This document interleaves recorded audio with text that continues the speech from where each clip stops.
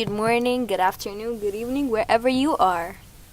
Hello, so today we're gonna cover a topic which is bands. Which has been bothering me for a while now, I guess. Well, it's something that we talk about. It's like the most thing we talk about. Yeah, it is. What we're going to talk about is the evolution of bands and how they're changing their sound, you know? Yeah, and they're changing it to be, I guess, more poppy, more radio friendly. Yeah, I mean, okay, I guess we didn't specify which bands we're talking about. We're talking about the punk pop or punk rock bands, you know?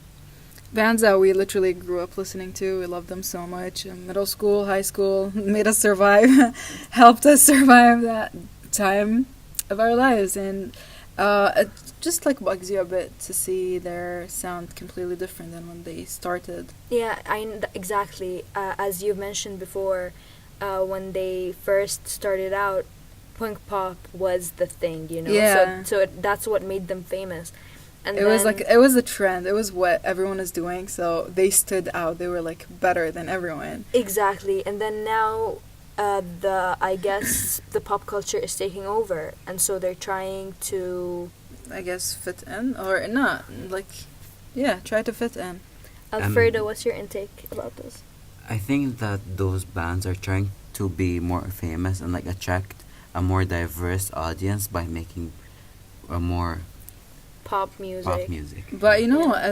if you think about it, when they started, their audience was very much targeted. Bigger, or- Yeah, it was yeah. targeted. Like, you don't have to please everyone. You just have to please your fans, right? Exactly. That's what I was saying. That's why I'm mad. It's because they're trying to get more fame, more like a bigger fan base or whatever by changing their sound, and I hate it. Like I honestly hate it. Honestly, I'm not gonna take this from like a negative light. Honestly, the sound of music itself is changing. There's a huge evolution in the sound of music, right? Whatever we hear now, we didn't hear like 4 or 5 years ago. That's true. That's true. So they're just like keeping up with the trend, right? Yeah, I guess so, but they don't have to do that as long as they already have a fan base, and but they're losing that fan base and You they're know, I gaining. Personally, I'm not hating on them or, Or whatever attacking them or or attacking anything, them. yeah. No. But I'm just saying I still support them. I still love them as much as I did like 5-6 years ago.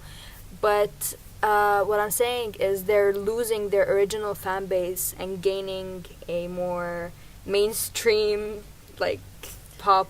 Yeah, I guess emo kids are really bothered over this. They don't like mainstream. But I guess you know what bothers me the most is them. They are using instrumentals. They're still doing the awesome guitar riffs, the drums and everything. However, they're using synthesizers more, right? Yeah. I do not like that, honestly. I prefer like the pure talent. If you like, shredding on a guitar. Or, Yeah. I know what you're saying. having these like drum solos and stuff. Like for example, All Time Low, like that they don't sound the same. Actually, as yeah. they If you used to a take few if you years take ago. like the Future Hearts album and then compare it to the Last Young Renegade, you hear a lot of difference, and like there's only like 2 or 3 year gap between the two albums. I know. I remember when old Heart feature old The Scars Future Hearts, was it? Yeah. It first came out. We were so hyped about Yeah, it. I was so hyped. Yeah. I mean, we made a cake. Yeah, we legit made a cake of the album cover. But now, like this last album when it came out, at first I was like super hyped about it, and then I listened to it, and it's just like, am I listening to All It's Time like, Low? meh. They're different. But actually, if it makes them happy, then let them Yes, do it. if But it like, makes them happy, then I'm. yeah, I think I'm 100% I'll just keep supporter. supporting like whoever it is, even other bands, including by the way Panic at the Disco, whose transition was more a bit progressive because band members were leaving one by one, and then it Then was they like, all suddenly left, and then it's just it's Brandon. and here we raise the question of. Do you think he's using the band name for himself, right? Like in I a sense think- of his solo career? I believe so, but I think in another perspective or in another point of view, I think he's just too afraid of letting go of the band. Actually, yeah, it could be he's too afraid of letting go, or maybe, see, since he's using the band name, then it's like a trademark.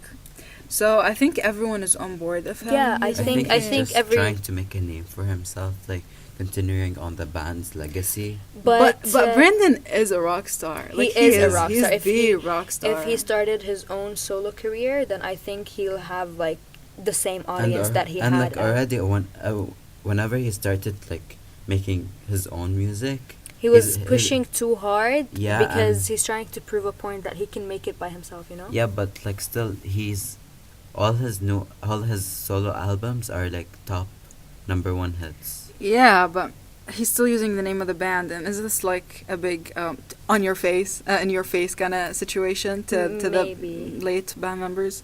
I think so, but It could so I much be love that. his new music. I really do. He's And he's a very talented boy. he but, is. Yeah. But if he continues on with this, I think he'll just push too hard, I guess. I mean, I guess writing music while naked is a good thing. I guess so. Well, yeah, and well, let's just say something about Simple Plan, who were huge back in the day. And then now have changed 180 Yeah, but now when they're degrees. touring, like they made this throwbacks tour. I think in North America, where they were just playing songs from Yeah, La Paz and all I love that they did. Yeah, just And I'm imagine- so bummed that I can't go to any of their shows. Just imagine the amount of nostalgia you could feel out of like being there. I know. So I guess that's it for this topic for now. Yeah. Bye.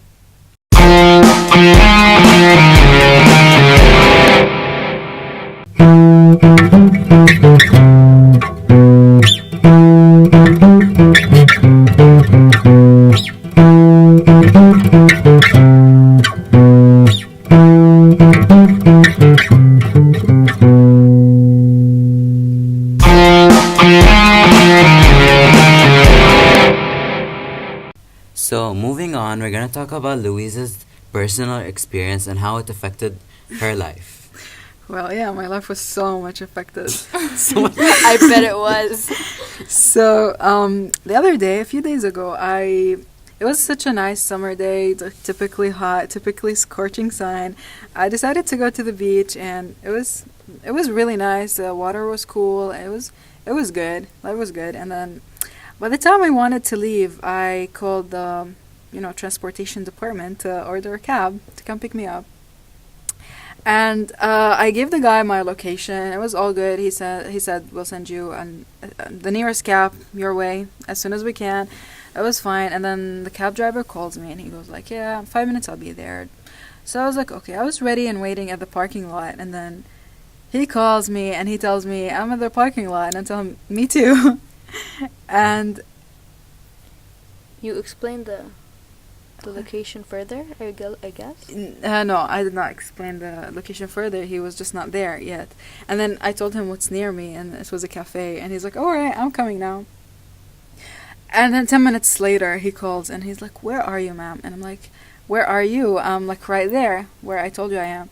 And then he tells me, "Where?" And then I tell him, and then he goes like, "I'm on the opposite side of the city." And I'm like, How even? I have no idea.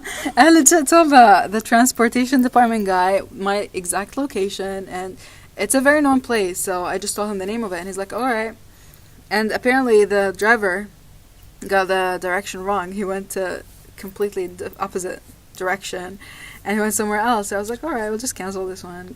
I'll call again, get another cab." I call again, and guess what happened this time? What happened?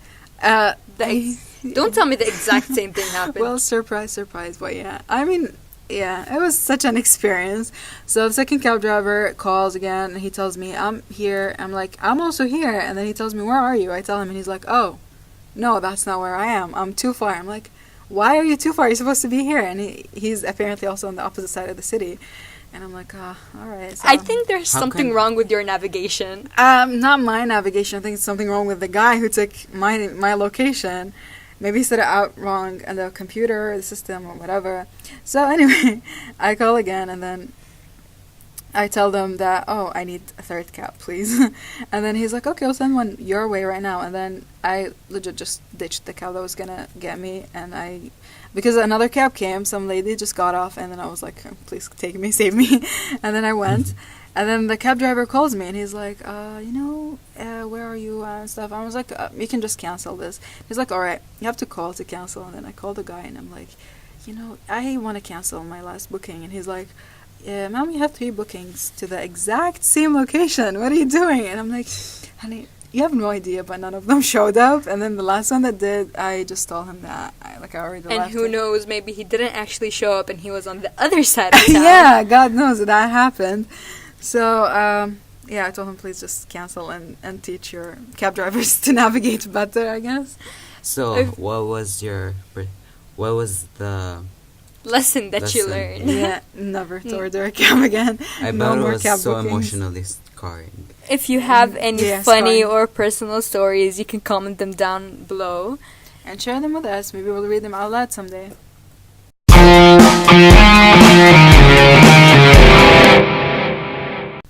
Alright, so moving on to the last segment of the episode, we'd like to call this segment Song of the Day, where we each one of us gives a song that they've been listening to a lot lately and give a reason why it's their Song of the Day. So we'll start with Tess. Okay, I'll go first.